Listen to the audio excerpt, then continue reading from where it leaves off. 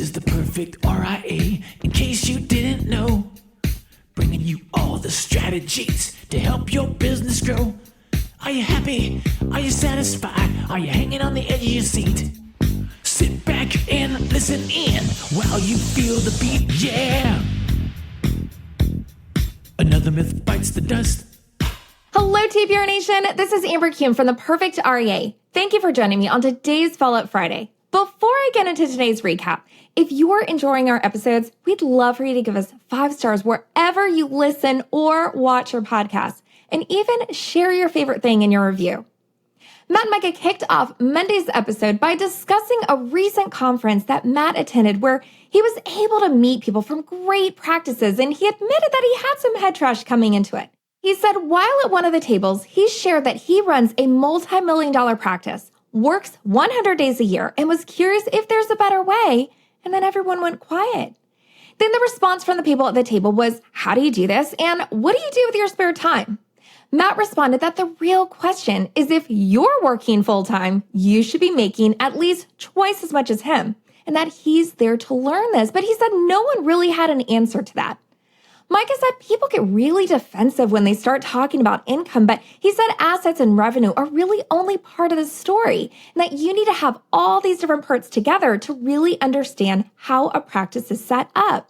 That measurement tool is a way to look at where you're trying to go and who you need to learn from.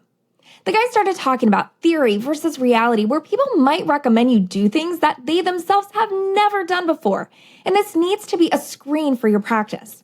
Now, they said that in addition to talking about the things that work, it's also good to talk about mistakes you've made, and that this is where more transparency is needed in the industry. And that's the important part of taking advice and listening to people who've been there, because you can hear those pain points that they've had. So when you're at a conference and you're looking for those people who are willing to share this information, it's not necessarily easy to find it. Matt said you really need to seek them out and sometimes draw that information out from them. The guy said you need to figure out what your plan is to make the most out of a conference and what questions you're going to ask. This could be as basic as asking a simple question like, what's your R&D process? Now, with whatever ideas people share, you need to really look at the numbers and what's being measured and run a P&L.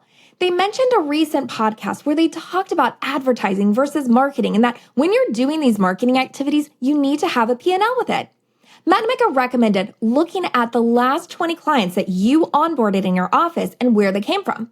By doing this, you can be really honest about where people are coming from, and you especially want to hear this from those at a conference or other experts. That gives you the real data. This aligns with what the guys do at masterminds and when they're coaching other advisors, where they get a list of clients without the names, they look at their assets and the actual fee that's being taken from their account, and then they run that math. Now, they made sure to state on Monday that when those numbers don't line up with what you thought, it's not a fluke. They said this is so prevalent and has even happened to them. So it's easy to lie to yourself about the number, and you have to have a way to keep yourself honest about them. Now, a reminder on this, they said you should not be putting those numbers together. Your team needs to pull the numbers, and then you need to review it. And that once you have those real numbers on your practice, then the whole game changes. You might feel embarrassed by the numbers, but that's a starting point for you. And then you need to go check your ego. Let's get into action items. Look at what your criteria is for measuring success. And this needs to be written out with real numbers and verified. Make sure that you have time to review those numbers and then make decisions based on them. Always be looking for people who have verified success in whatever you're trying to solve for, and then do whatever you can to learn from them. And also make sure that you've joined our one-page plan masterclass. This has guidance with real samples on creating this in your practice and breaking things down so that you can simplify it for your clients. Visit theperfectREA.com/one-page-plan. Now, before we continue, remember that at The Perfect REA, we offer 2 levels of membership. Backstage Pass offers an inside look at what Matt and Micah use in their RIAs, working at your own pace. Our Invictus membership is for the advisor who is looking for a more personalized, guided coaching experience and who's ready to commit to doubling their practice. Reach out to us at lifestyle@theperfectREA.com for more information. On Wednesday, Matt was joined by Kat from the Chartered Institute for Securities and Investment, also known as the CISI, which is the equivalent of the CFP board in the UK. Kat was pivotal in the recent CISI annual conference, which we recently attended as Matt was asked to speak to their advisors on head trash and playing office.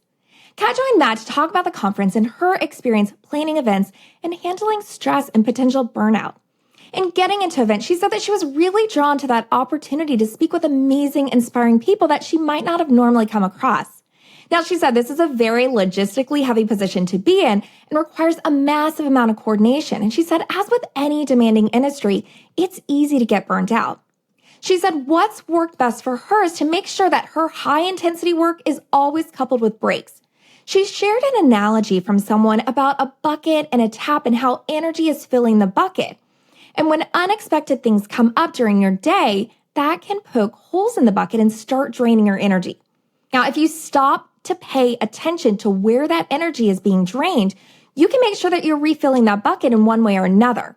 And it helps you understand that your energy levels can be depleted, that you have to do something about it, which is where those breaks come in. Leading up to events, Kat said that she has to also make sure of where her energy level is and how far she can stretch that. She also incorporates habits to help, such as eating nutritious food, drinking a lot of water, and getting enough good sleep, which those would be the basics. And then knowing when you're stressed and overwhelmed and knowing when you need to take a step back. Matt shared how this is how Kat handles events, and this completely applies to advisors, especially during surge, and making sure that you're doing the basics. And if you start to feel burnt out, make sure that you're finding a way to recharge yourself. Kat said with those habits, you can group them into short term, such as taking a breather, medium term, which could be gratitude, and then long term, which might be meditation. She said she makes sure to nurture those beneficial connections. And lastly, she said being aware of addictions is important as well. And this could be work-related addictions, anything that's draining your energy, and anything that is too much of something that can end up being detrimental to you. She wrapped up by sharing that you always want to be aware of how you affect people around you. She said when people are first starting out sometimes, that there's always a lot of help available as long as you're willing to ask. But on the other side of this, she enjoys helping others as well.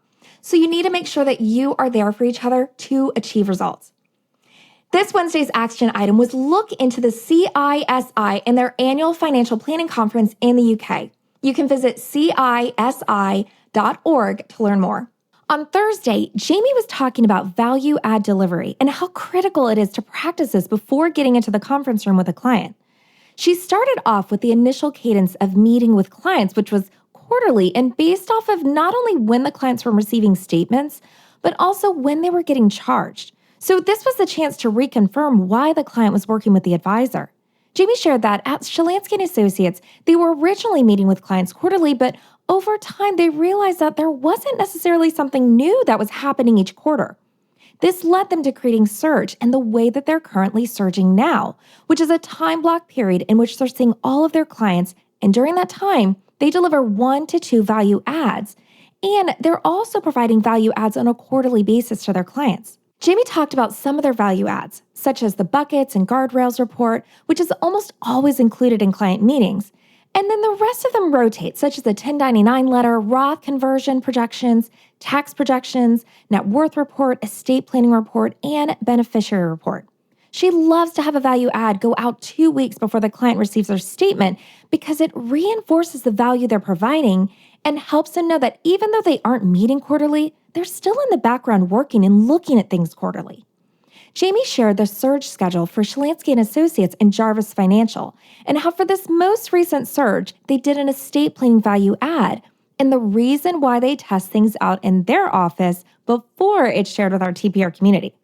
When they did this particular value add, they discovered there were some notes where maybe someone had done something or there's a copy of a trust, but it wasn't executed and nothing was signed. She said when this happens, it allows you to go back to the client to let them know. And the clients are so appreciative of this. And you, as the advisor, gets all the thanks. But the biggest thing she pointed out was the importance of practicing, especially the week before surge, and you're rolling out a value add, even if it's one that you've already delivered to clients. She shared how in their own office, they noticed a discrepancy with the names on the estate planning value add. So she recommended that before you run this type of value add, to make sure that you also have a common language within your team. Also, the weekend prior to their surge meeting, they go through every single packet and look at every person's information. She recommends when you're doing this to practice how you're going to present it to your clients and be prepared before comments come up, especially if you're asking for something the client thinks they've already done. So if you're recycling your value adds, Jamie said you need to be practicing them. And when you're practicing frequently and often, you're going to be ready to deliver so much value to your clients. Let's get into action items. Start doing Surge and use that schedule that Jamie shared on Thursday. Have value adds every single quarter and make them an uncomplicated 1 to 2 pieces of paper that means something to your clients, and recycle those every couple of years. And then lastly, practice your value adds. Put your eyes on them before you deliver them and make sure that everything is accurate and go through them in detail.